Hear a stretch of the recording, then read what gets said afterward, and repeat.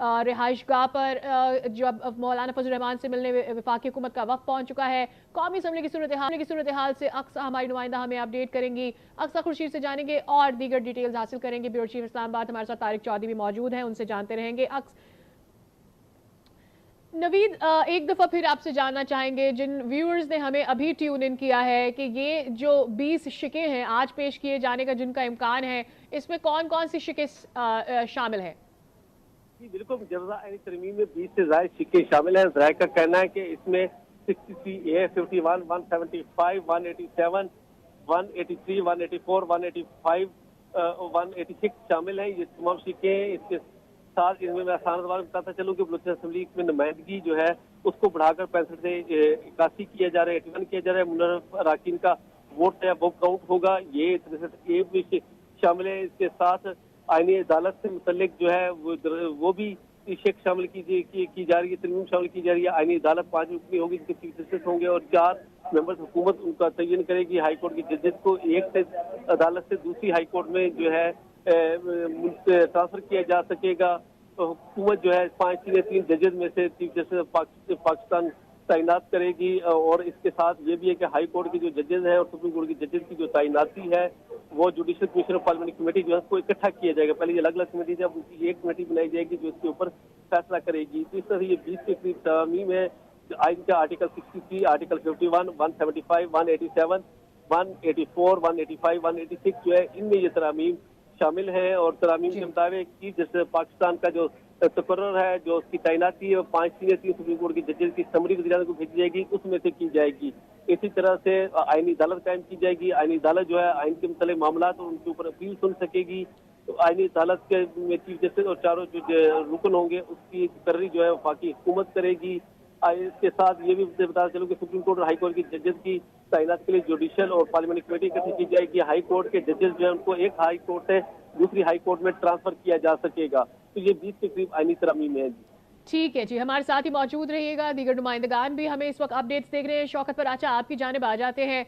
सुबह से ही आपका तज्जिया हम हासिल कर रहे हैं। अब जो इसमें एक अहम शिक है जिसमें हाई कोर्ट्स में मूवमेंट हो पाएगी, जजेस का ट्रांसफर्स हो सकेंगे लाहौर से इस्लामाबाद एंड सो ऑन दीगर हाई कोर्ट्स के अंदर, क्या इसमें कोई इन्फ्लुएंस हो सकता है आगे चलकर के? कोई जब हम देख रहे हैं कि आगे चलकर कोई केसेस होंगे और उसमें किसी का तबादला हो जाएगा, जो सरकारी निज़ाम में आम तौर पर हम एक्सपेक्टेशंस रखते हैं।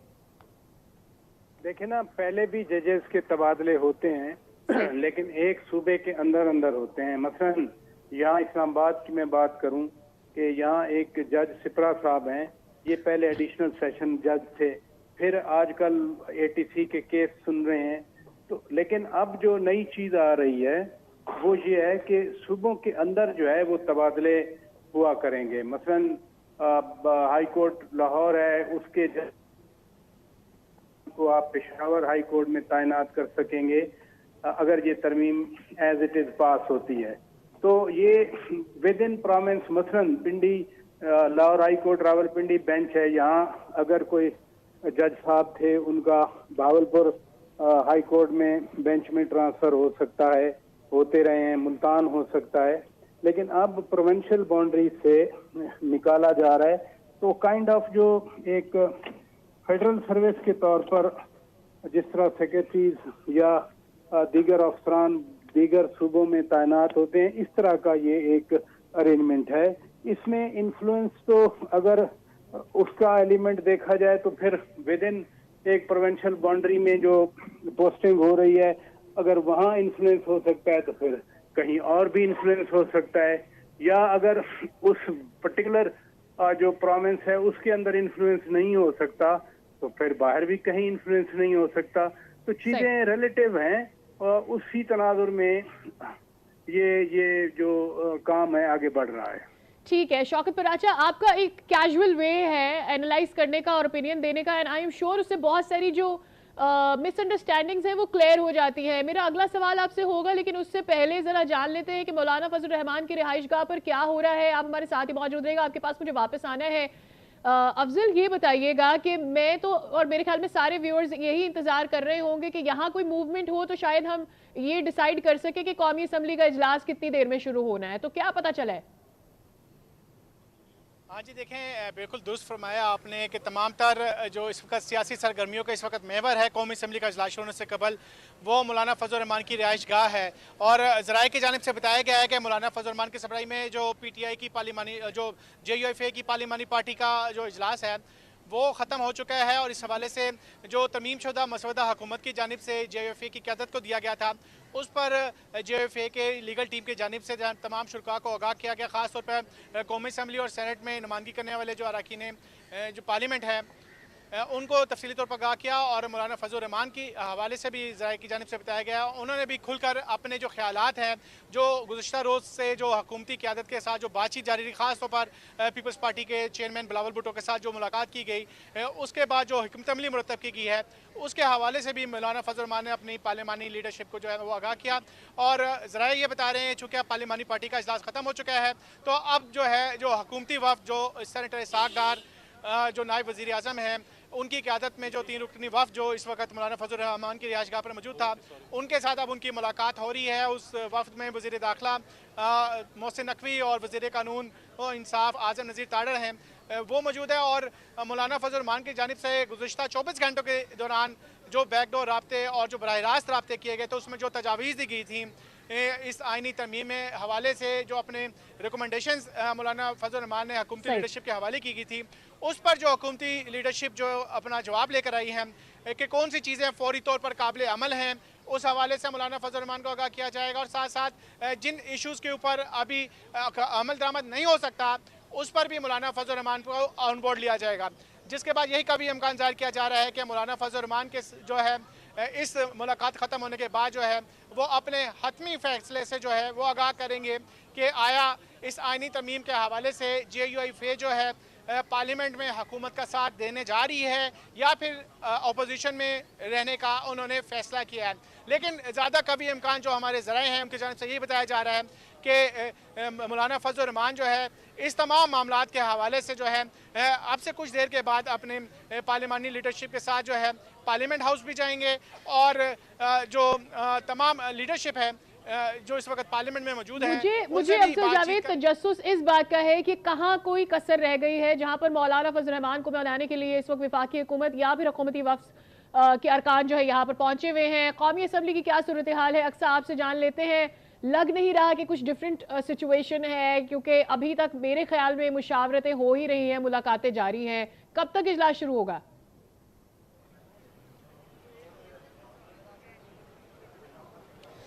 बिल्कुल साथिया, देखिए मुशावरतों और मुलाकातों का सिलसिला जो है सुबह से ही जारी है। मुख्तलिफ एक्टिविटीज़ सुबह 10 बजे से देखने में आ रही हैं। लम्हा बलम्हा सूरत हाल से हम आज न्यूज़ जो नाज़रीन हैं उनको आगाह भी कर रहे हैं। इस वक्त मैं कौमी असम्बली के बाहर मौजूद हूँ। यहाँ के सिचुएशन से मैं आपको आगाह करूँ तो यहाँ पे जो कौमी असम्बली का जो इजलास वक्त तब्दील किए जाने के बाद जो 4 बजे मुनक्किद होना था, वो हमारे ज़राए का बताना है कि उसको वक्त एक बार फिर तब्दील होने का इम्कान है। और जो इजलास 4 बजे होना था वो रात 8 बजे होने का इम्कान जाहिर किया जा रहा है। खुसूसी जो कमेटी का जो इजलास था वो कुछ देर पहले हुआ और दोबारा बुलाया गया है। शाम 5:30 बजे खुसूसी कमेटी का जो इजलास होगा वो तलब किया गया है। और इजलास के बाद फिर जो है कौमी असम्बली का जो इजलास कौमी सेशन है वो मुनक्किद होगा। उसके साथ अगर हम बात करें तो स्पेशली जो कमेटी का जो इजलास है उसमें मौलाना फजल रहमान भी शिरकत करेंगे। और मौलाना फजल रहमान के घर में इस वक्त एक मुशावरत का सिलसिला जो इजलास है वो जारी है और वो खत्म होगा। उसके बाद ही वो पार्लियामेंट आएगी और यहाँ पे जो खुसूसी कमेटी का इजलास होगा उसके बाद सेशन शुरू होगा। इस वक्त मौलाना फजल रहमान के घर में जो खुसूसी एक स्पेशल मीटिंग का जो सिलसिला है वो इस वक्त जारी है, जिसमें हुकूमती वफ़द भी पहुंचा है। जिसमें अक्सर ये बताइएगा, नया वक्त जो कौमी असम्बली के इजलास का है वो 8 बजे है। क्या इसके बाद सेनेट का इजलास की डेट टाइम जो है वो बताया गया है या अभी वेट किया जाए उसके लिए भी?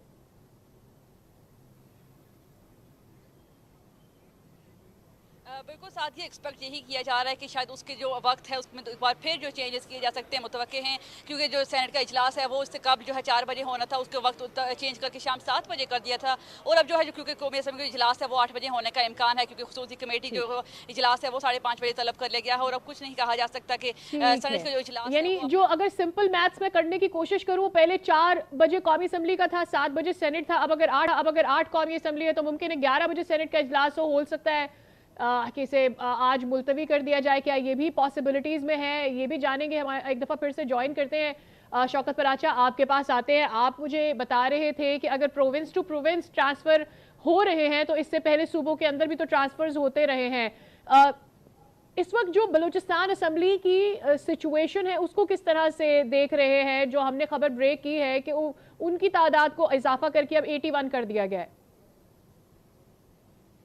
देखिए ना, सिर्फ इसका असर बलूचिस्तान की असेंबली पे नहीं पड़ेगा। बलूचिस्तान की असेंबली पे तो यकीनन है, क्योंकि उसके नंबर्स बढ़ रहे हैं और बलूचिस्तान की आबादी बढ़ी है, इसमें कोई शक नहीं है। पिछला जो सेंसस हुआ था उसमें बलूचिस्तान की आबादी साइजेबल बढ़ी है। फिर छोटी जो थोड़ी सीटों का मतलब है कि कॉन्स्टिट्यूएंसी बहुत बड़ी हो जाएगी, तो इसलिए ये नशिस्तें बढ़ाने का फैसला हुआ है। बट ये नशिस्तें, मेरी बात सुने, ये सिर्फ फिर बलूचिस्तान तक ये फैसला नहीं रहेगा, क्योंकि जब सेनेट का इजलास होता है तो फिर जो फार्मूला बनता है पंजाब के लिए, सिंध के लिए या खैबर पख्तूनख्वा के लिए, तो उसकी बेस लाइन रखी जाती है बलूचिस्तान असेंबली की सीटों के हवाले से। यानी बलूचिस्तान असेंबली की जितनी सीटें हैं, बलूचिस्तान में हर एमपीए का एक वोट होता है सेनेट की सीट के लिए। बट पंजाब असेंबली के 47 एमपीए के वोट बनते हैं, तो फिर एक वोट बनता है। तो जो फार्मूला सेनेट के इलेक्शन के, सेनेटर के इलेक्शन के लिए बनेगा, उस पर भी ये बलूचिस्तान असेंबली के नंबर जो हैं ये असर डालेंगे। तो लिहाजा इसको सिर्फ बलूचिस्तान की असेंबली के तनाजुर में मत देखा जाए। दूसरी बात, ये जो 175 आर्टिकल है, मेरा ख्याल है ये मोर इम्पोर्टेंट है, क्योंकि 175A उसकी क्लॉज 3 वो बराह रास्त चीफ जस्टिस ऑफ पाकिस्तान के हवाले से है। और मैं अगर करेक्टली रिमेम्बर करूं, याद रखूं, तो उसका मतलब ये है कि एक दफा फिर बोलता हूं, 175A क्लॉज 3 उसके तहत president shall appoint the senior most जज as the chief justice of Pakistan. तो अगर 175 में जो अमेंडमेंट्स हैं वो अगर वाकई फाइनल मुसवदे में आती हैं, तो फिर वो जो सीनियर मोस्ट वाला प्रिंसिपल है वो खत्म हो जाएगा। और जिस तरह से कई दिनों से पहले से हम कह रहे हैं कि 4 या 5 जजेस का पैनल आएगा, तो फिर उसमें से ही सीनियर मोस्ट जो पैनल होगा उसमें सिलेक्ट किया जाएगा।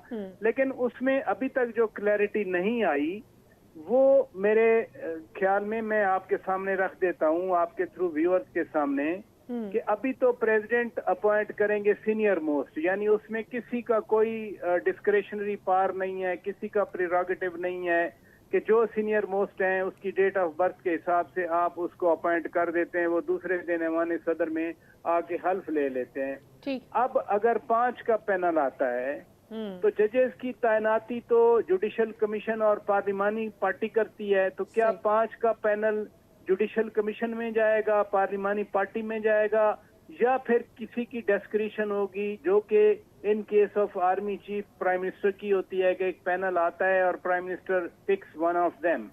तो क्या ये जो 5 का पैनल जाएगा, फर्ज किया इन तरमीम में अगर ये बात है, तो who will have the discretionary power? क्या प्राइम मिनिस्टर के पास जाएगा 5 का पैनल और प्राइम मिनिस्टर उसमें से पिक करेंगे, या फिर जो जुडिशल कमीशन है, ये पार्लिमानी पार्टी है, ये पार्लिमानी कमेटी है?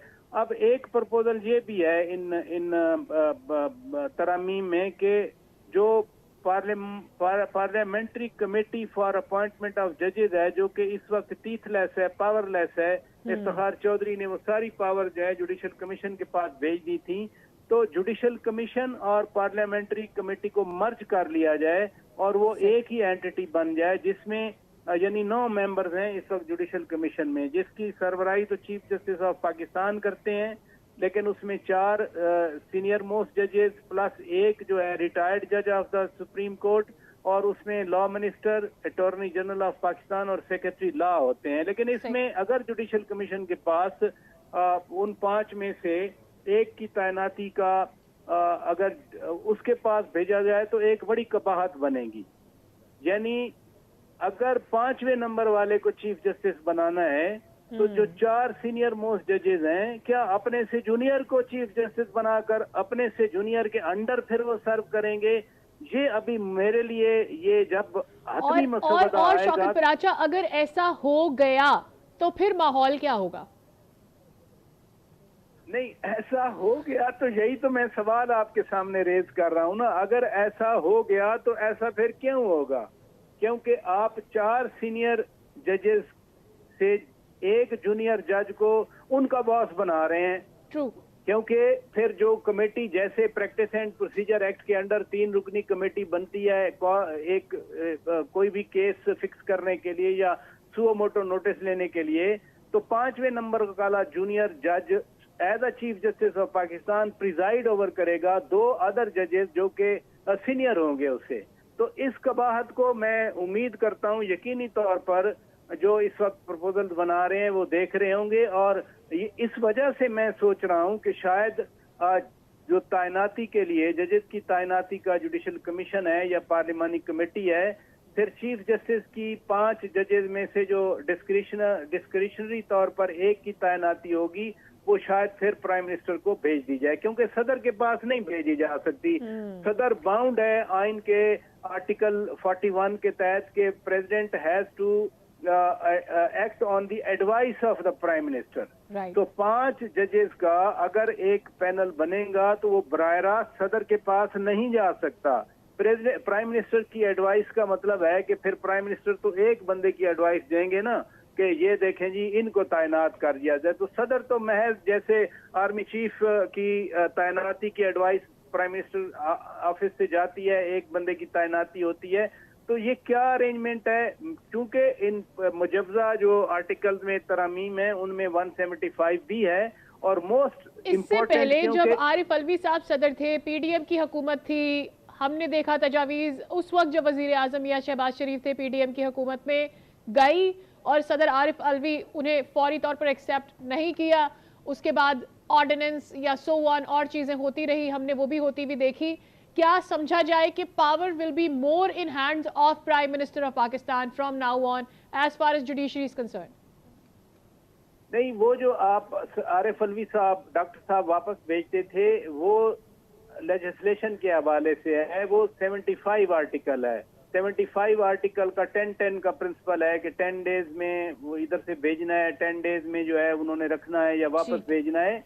ये तो तैनाती का हवाला है, और वो 75 की प्रपोजल्स नहीं है, ये 175 की प्रपोजल्स हैं।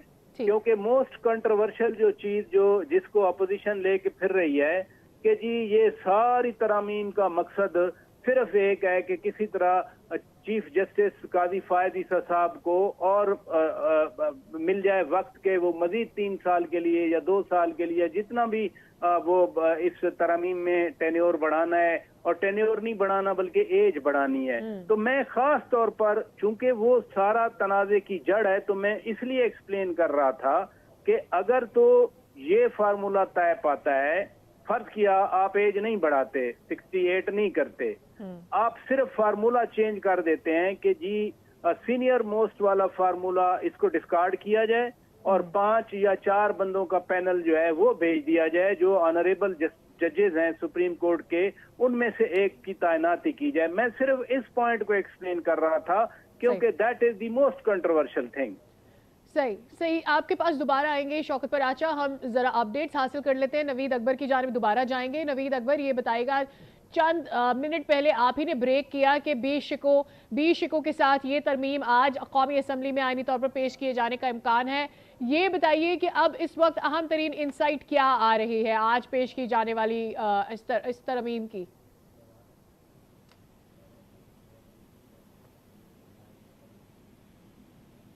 नवीद अकबर से बात करेंगे चंद ही लम्हों में। कुछ ही देर पहले उन्होंने हमारे साथ ये खबर अहम तरीन ब्रेक की जिसका तजस्सुस मेरे ख्याल में तमाम व्यूअर्स को था कि मुजव्वज़ा आईनी तरमीम के मुंदरजात क्या हो सकते हैं। उन्होंने हमें बताया कि 20 शिकें शामिल की गई हैं और इसमें शौकत पराचा जो तज्जिया कर रहे हैं वो ये कह रहे हैं कि उनकी नज़र में इस वक्त सबसे ज़्यादा कॉन्ट्रोवर्शियल ये होगा कि 175 का क्लॉज A3 किस तरह से इम्प्लीमेंट किया जाएगा, उसका प्रोसीजर क्या होगा। क्या सीनियर मोस्ट जो जज है उसके बजाय जूनियर, उन सीनियर मोस्ट में से जो जूनियर होंगे क्या उनको भी चीफ जस्टिस तैनात किया जा सकता है? अगर होगा तो फिर वो किस तौर से होगा, इस पर उनसे बात करेंगे। लेकिन अफजल आपकी जानिब मुझे पहले आना है, बताइएगा क्या माहौल आप यहाँ से ऑब्जर्व कर रहे हैं? हाँ जी, देखें, एक तरफ तो JUIF की पार्लिमानी पार्टी का इजलास तो ख़त्म हो चुका है और अब जो हुकूमती वफ़द की मुलाकात जो है मौलाना फजल रहमान के साथ जारी है।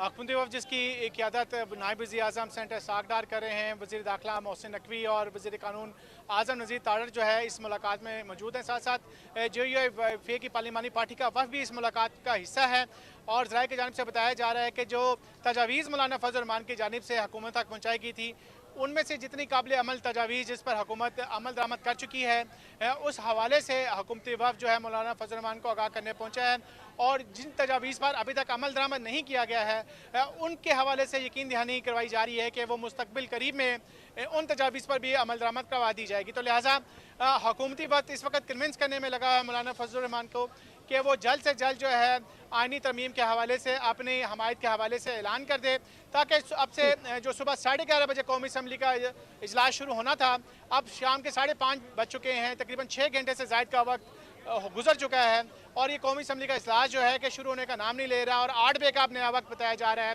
कि 8 बजे के बाद ये शुरू होगा। अब देखना यह होगा कि हुकूमती वफ़द कितने हद तक मौलाना फजल रहमान को कायल करने में कामयाब रहता है और मौलाना फजल रहमान जो है अब से कितनी देर के बाद जो है पार्लियामेंट रवाना जो है वो जाते हैं। अफजल ये बताइएगा, जो खसूसी कमेटी है उससे मौलाना फजल रहमान अभी एक मुलाकात करेंगे यहाँ से जाके, इससे पहले कि कौमी असम्बली के इजलास की जानिब बढ़ा जाए? हाँ जी बिल्कुल, जो तजावीज़ मौलाना फजल रहमान की जानिब से जो हुकूमत तक पहुँचाई गई थी उस हवाले से ज़राए की जानिब से ये बताया जा रहा है कि बिलावल भुट्टो ज़रदारी जो पीपल्स पार्टी के चेयरमैन हैं और दीगर मुस्लिम लीग नून की सीनियर लीडरशिप की जानिब से भी इसी ख्वाहिश का इज़हार किया गया था कि मौलाना फजल रहमान जो है वो इस खुसूसी कमेटी के इजलास में जो है वो शिरकत करें और यही बताया जा रहा है JUIF की लीडरशिप की जानिब से कि मौलाना फजल रहमान जो है जब पार्लियामेंट रवाना होंगे वो न सिर्फ खुसूसी कमेटी के इजलास में शिरकत करेंगे बल्कि जो पार्लियामेंट में मौजूद सीनियर लीडरशिप है, मुख्तलिफ सियासी जमातों के जो सरबराहान हैं, उनसे भी मुलाकातें करेंगे और जो अपना मौक़िफ़ इख्तियार किया गया था, जो अपने अब आइंदा की हिकमत अमली है, उससे भी जो आगाह किया जाएगा। ज़राए की जानिब से ये भी बताया जा रहा है कि इस्हाक़ डार और मौलाना फजल रहमान के जो जारी मुलाकात है वो अब आखिरी मराहिल में दाखिल हो चुके हैं और हुकूमती वफ़द की जानिब से किसी हद तक जो है मौलाना फजल रहमान को जो है पार्लियामेंट जाने के लिए भी कायल कर लिया गया है। ठीक है, यानी सेफली स्पीकिंग यहाँ से मुमकिन है कुछ ही देर में वक्त रवाना हो हुकूमत का। अफजल आप मजीद कुछ आगाह करें? मेरा ख्याल है कि जी बिल्कुल, बज़ाहिर तो ये लग रहा है कि ये मुलाकात ख़त्म हो चुकी है और ये गाड़ियाँ जो है मौलाना फजल रहमान की रिहाइश गाह से जो है वो बाहर निकलना शुरू हो चुकी हैं और इस्हाक़ डार जो हैं वो अब जो है मौलाना फजल रहमान से मुलाकात करने के बाद जो है वो यहाँ से रवाना हो रहे हैं। मीडिया से जो उनसे बात करने की कोशिश की जा रही है लेकिन जो है उनकी गाड़ी जो है वो नहीं रुकी और ये यहाँ से वो वापस पार्लियामेंट हाउस के लिए ज़राए की जानिब से बताया जा रहा है वो जो है वो रवाना हो रही है। क्या मुलाकात हुई है, क्या चीज़ें तय हुई हैं, इसके लिए हमें अभी थोड़ी देर इंतज़ार करना पड़ेगा और यही ज़राए की जानिब से बताया जा रहा है कि JUIF की जानिब से बाज़ाब्ता तौर पर जो है इस अपने फैसलों के हवाले से आगाह किया जाएगा कि JUIF जो है इस आइनी तरमीम के हवाले से हुकूमत का हिस्सा बनेगी, हुकूमती जो लेजिस्लेशन कराई जा रही है उसमें शामिल होगी या नहीं होगी, इसके लिए कुछ देर के लिए इंतजार पड़ेगा। लेकिन मौलाना फजल रहमान की नायब वज़ीर-ए-आज़म सेनेटर इस्हाक़ डार, मोहसिन नकवी और वज़ीर क़ानून आज़म नज़ीर तारड़ के साथ जो होने वाली मुज़ाकरात, जो आखिरी मुलाकात थी, जो तजावीज़ दी गई थी, उन पर जितना अमल दरामद कर लिया गया उससे मौलाना फजल रहमान का क्या, तो लिहाजा इस मुलाकात को ख़त्म होने के बाद जो है जो सेनेटर इस्हाक़ डार है और दीगर हुकूमती वफ़द है वो उनकी रिहाइश गाह से रवाना हो चुके हैं। अब तमाम जो नज़रें इस वक्त मौलाना फजल रहमान के ऊपर मरकूज़ हैं कि वो क्या हतमी फ़ैसला लेते हैं कि आया कि हुकूमती जो आइनी तरमीम के हवाले से हुकूमती वफ़द यहाँ से रवाना हो गया है। अफजल आप ये बता रही है लेकिन मौलाना फजल रहमान फिल वक्त अपनी रिहाइश गाह पर मौजूद है। जी बिल्कुल, मौलाना फजल रहमान अभी भी आगाह पर मौजूद हैं। ज़राए की जानिब से ये बताया जा रहा है कि हुकूमती वफ़द के साथ जो बातचीत की गई है, जो मुज़ाकरात किए गए हैं और हुकूमती वफ़द की जानिब से जो तजावीज़ जो पेशकश की गई है उसके ऊपर मौलाना फजल रहमान जो है अपने जो पार्लिमानी पार्टी के रहनुमाओं के साथ जो है मुशावरत कर रहे हैं और अब से कुछ देर के बाद JUIF का जो बाज़ाब्ता जो हतमी फ़ैसला होगा कि वो क्या फैसला करने जा रही है, उस हवाले से मीडिया को भी आगाह कर दिया जाएगा। और इस बात का भी कभी इम्कान है, चूँकि कौमी असम्बली के इजलास में दोबारा तखीर कर दी गई है, अब रात 8 बजे कौमी असम्बली का इजलास जो है शुरू होने की तैयारी की गई है, तो इस बात का भी इम्कान है कि पाकिस्तान तहरीक इंसाफ की भी जो लीडरशिप है वो भी एक बार फिर जो है मौलाना फजल रहमान से रब्ता करने की कोशिश करे और मौलाना फजल रहमान से एक बार फिर अपने दीगर अपोजिशन जमातों का जो मौक़िफ़ है उससे भी आगाह करे। और मौलाना फजल रहमान को हो सकता है दोबारा जो PTI की लीडरशिप है दोबारा कायल करने की कोशिश करें कि वो ठीक है। अफजल आपकी जानिब दोबारा आएंगे। होपफुली जब मैं वापस आपकी जानिब आऊंगी तो यहाँ से मौलाना फजल रहमान भी रवाना हो रहे होंगे, क्योंकि हम कौमी असम्बली में क्या अपडेट्स आ सकती हैं, खसूसी कमेटी में क्या बात हो सकती है, इसकी जानिब भी जाना चाह रहे। तो आपकी जानिब आ जाते हैं। अक्सर ये बताइएगा कि यहाँ से हुकूमती वफ्द तो रवाना हो गया, कुछ ही देर में एक्सपेक्टेडली वहाँ पहुँच जाएगा, खसूसी कमेटी का इजलास भी होना है, क्या माहौल देख रही है अपने अतराफ?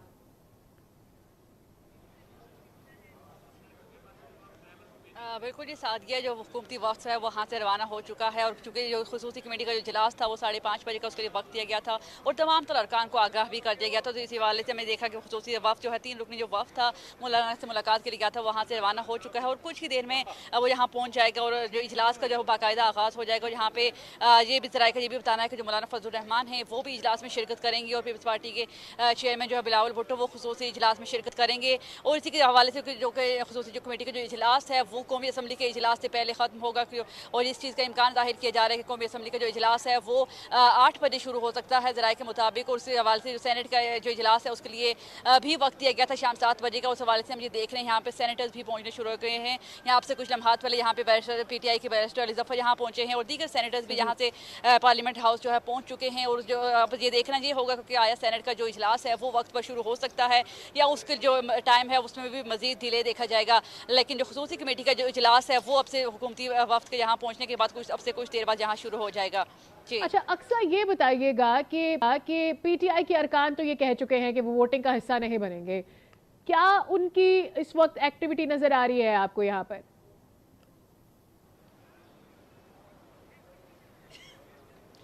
बिल्कुल जी, PTI के अरकान का यही कहना था कि वो इस गैर आइनी जो है तरामीम है जो उसमें हिस्सा नहीं बनेंगे। उस मीडिया से गुफ्तगू भी की PTI के जो चेयरमैन हैं उन्होंने बैरिस्टर गौहर ने भी गुफ्तगू की। उनका ये कहना था कि हम इस अमल का हिस्सा नहीं बनेंगे। और यहाँ से कुछ देर पहले यहाँ पे जो बैरिस्टर अली ज़फ़र है उन्होंने भी गैर रस्मी गुफ्तगू सहाफ़ियों से की। उनका भी यही कहना था कि हम इस वोटिंग का हिस्सा नहीं बनेंगे। इसी के साथ साथ दूसरी अगर हम बात करें तो वोटिंग की जहाँ बात हो रही है तो यहाँ पे ज़राए के मुताबिक जो वज़ीर-ए-आज़म शहबाज शरीफ हैं उन्होंने अख्तर मैंगल से भी टेलीफोनिक रब्ता किया है और उन्होंने भी वोट के लिए उनको दरख्वास्त की है। तो राय के मुताबिक जो उनका ये बताना है कि जो अख्तर मैंगल के जो सेनेट में 2 वोट हैं वो भी अहमियत इख्तियार कर गए हैं। ठीक है, हमारे साथ ही मौजूद रहेगा। अक्सर आपकी जानिब वापस आएंगे। आप दोनों रिपोर्टर्स को थोड़ा सा ब्रीदिंग स्पेस देते हैं। तारिक चौधरी की जानिब जाते हैं। तारिक चौधरी, आज न्यूज़ ये ब्रेक कर चुका है कि जो 20 शिकें हो सकती हैं मुमकिना तौर पर वो क्या है और क्या अहम जो अमेंडमेंट्स है आज पेश की जानी है। अब जबकि पिक्चर थोड़ी वाज़ेह हो गई है, क्या तज्जिया होगा आपका इन अमेंडमेंट्स पे?